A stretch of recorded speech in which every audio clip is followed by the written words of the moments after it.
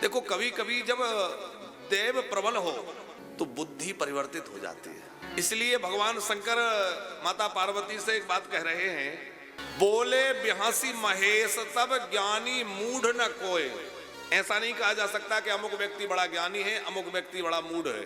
कभी कभी छोटा सा बच्चा भी बड़े ज्ञान की समझ की बात करता है, कभी कोई मूर्ख व्यक्ति भी बहुत अच्छी बात कह देता है, और कभी कभी कोई ज्ञानी व्यक्ति भी मोहित हो जाता है और कुछ ऐसा कह देता है कि कर देता है जो उसके योग्य नहीं था।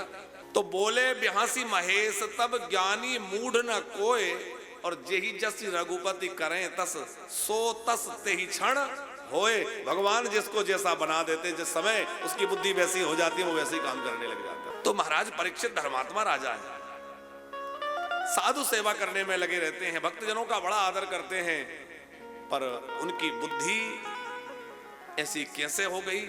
तो कई लोग कहते हैं कि वो कलयुग उनके सिर पर आकर बैठ गया और कलयुग के कारण उनकी बुद्धि खराब हो गई। कलयुग कैसे बैठ गया? बोले उन्होंने कलयुग को स्थान जो दिए थे रहने के लिए, तो उन्होंने कहा कि अनीति के धन में तेरा निवास रहेगा, कलयुग से कहा। और एक दिन परीक्षित ने अपने खजाने में देखा तो एक बहुत पुराना सा मुकुट रखा था जिसमें अनेक मणियां जड़ी हुई थी, बड़ा दिव्य मुकुट था। तो परीक्षित को लगा कि भाई ये मुकुट उठा के पहन के देखा जाए। और वो मुकुट धारण किया तो वो मुकुट जो था वो जरासंध का मुकुट था। भीमसेन ने जरासंध का वध किया और उसका मुकुट बड़ा प्यारा था, तो उसका मुकुट छीन कर ले आए। यद्यपि वो धर्म युद्ध था, कोई राजा दूसरे राजा को परास्त करे उसके मुकुट पर उस राजा का अधिकार हो जाएगा, लेकिन जरासंध के साथ कोई ऐसा युद्ध नहीं हुआ।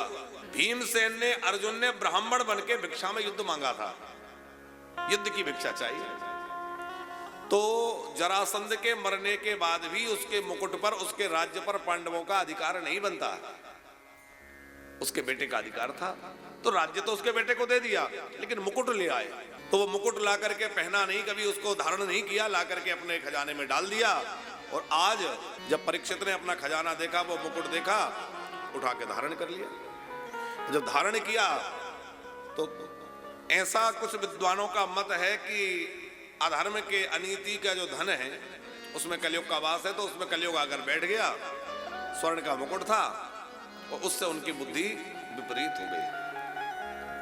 यदि इस बात को माना जाए तो इससे यह स्पष्ट होता है कि हम अपनी संतान को अधिक देने के चक्कर में अनीति और अधर्म का ना दे दें, क्योंकि हम तो देकर चले जाएंगे, लेकिन आने वाली पीढ़ी जब उसका उपयोग करेगी तो उसकी बुद्धि खराब होगी, और बुद्धि खराब होगी तो वह उसका नाश कर देगी। इसलिए भैया जितना भी देना है उसको ईमानदारी का, धर्म पूर्वक अर्जित किया हुआ धन उसको प्रदान करें अपनी संतति को।